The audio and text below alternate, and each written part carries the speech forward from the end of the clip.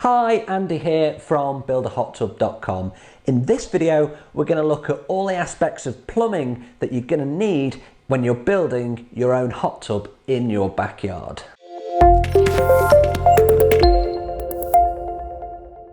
So plumbing's probably the area of building your own DIY hot tub that I get the most questions about. It seems to be the area that most people are maybe skeptical about or not sure whether they can actually do the plumbing. The good news is the plumbing itself is not that difficult. The concept is pretty straightforward. So you are heating the water with a heater, you're pumping it around with a pump. Okay, and it really is that simple. So if you think the water starts in the hot tub, it gets drawn by the pump through, it's normally the front of the pump that has the inlet there, so it goes into the pump, it goes out either the side or the top of the pump. That then passes into the filter. It then goes through the filter, then into the heater, and then back into the hot tub via the jets, and it's just that circulation process that gives us the heated and the bubbly water. Now the bubbles do come with the addition of a blower, which we'll talk about later, but that process is really simple. So you have to have some inlet drains in your hot tub to allow the water to be drawn out and into the pump. Normally you would have a skimmer connected as well, certainly if you're doing an in-ground concrete tub, and that just helps with the water flow as well. You would always have two inlet drains in case one gets blocked. It's just the industry standard. It's also a safety thing as well. You don't want that pump being starved of water. If there's no water in a pump, it will overheat and it will damage. And if you're running, it's called running it dry. Manufacturers generally don't honour the warranties because they say you're not allowed to run them dry. So we've got to make sure that there's always a good flow of water from the hot tub into the inlet or the front of the pump. One of the questions that I get asked a lot is regarding the jets on the hot tub and how they kind of all fit together with the plumbing. So let's take a look at that now. This is what a fully assembled gunite jet and body looks like, and it's comprised of a jet. We've got a jet holder here. Normally these would be nice and flush, but I'm using kind of an exploded view so we can see what's going on. We have the gunite niche, 2.5 inch pipe, and then the gunite body at the back. And inside of this, it screws in here, and we have the water line as well. Okay, so this is the water pipe that carries the water from the body into the jet. So if I just screw that back in there, okay. Now on the back of the gunite body, we've got two sections here. The 2-inch pipe section is for water, so this will be a water feed, and the 1.5 inch pipe on the top is for air. And the whole premise of the gunite is that you mix air and water together inside of the gunite body, and you get a stronger jet, and you also get a much more bubbly kind of output as well into your hot tub, which we're all looking for in the end, I guess. So okay, so let's take this all apart and have a look how we can assemble it.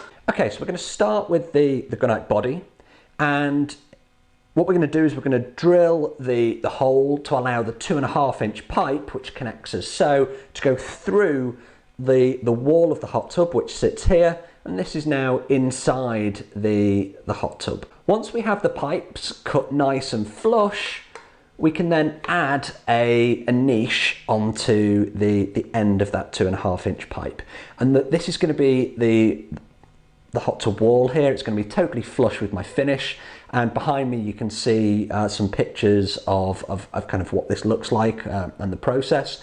But my hot tub wall is going to be totally flush with the niche here.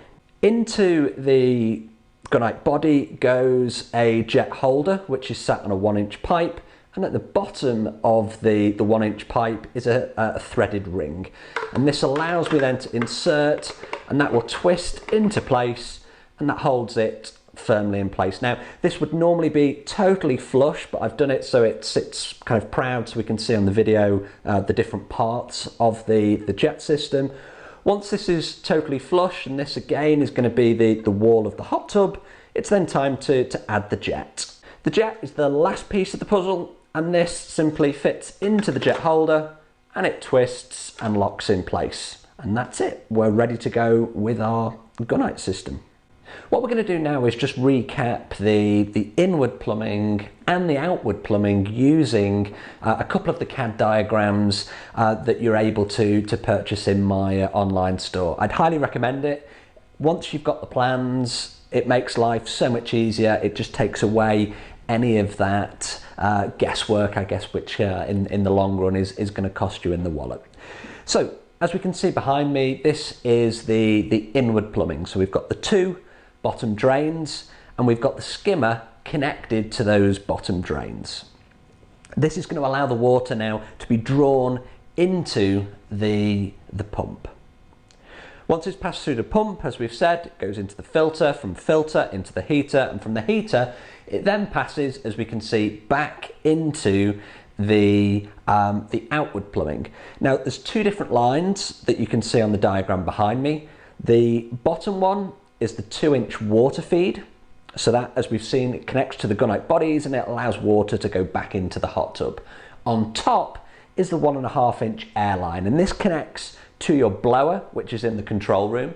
On your blower, you will have a non-return valve, and that's really, really important because once you turn off the pump, the water will flow back into all of the pipes and it flows into the air pipes as well. So if you don't have that non-return valve on that blower, you're going to fill your blower full of water. As soon as you turn it on, it's going to trip your breaker and it's going to damage the kit as well. So you've got to have a non-return valve connected to that blower just to keep the water out of the system.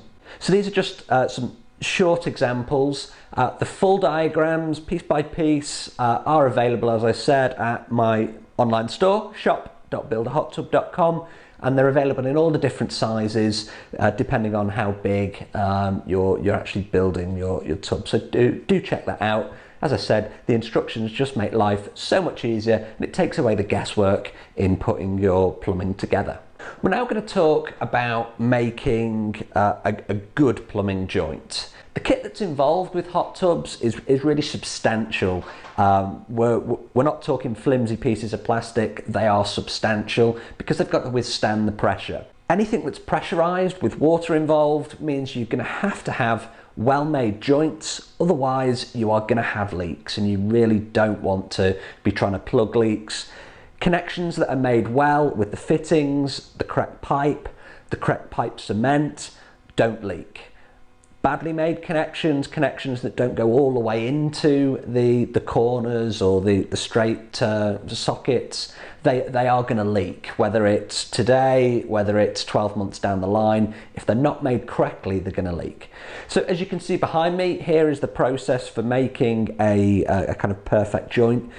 You're going to use plenty of PVC pipe cement. Don't be shy, really cover the connection in that pipe cement, and when you push the pipe in, it's got to go all the way in. You're looking at about 3 centimeters or just over an inch for every one of the connections to really force that connection into the socket. And if you look on the other end, so if if you're able to look through one of the joints, you should see that there's a layer of the pipe cement that's built up right on the edge of the pipe, which just means it's made a really good connection. The excess pipe cement will dry and it'll just seal it really nicely inside of the connection. Take your time with the plumbing. It's really worth getting it right, because going back at a later date to try and redo the plumbing, unfortunately, I made a few mistakes on my own build, so I have had to go back and redo them, and it's just frustrating having to go and redo something that you've already done. If you get it right first time, it's not going to leak. If you've liked this video, please do like, share and subscribe to the channel. See you on the next video.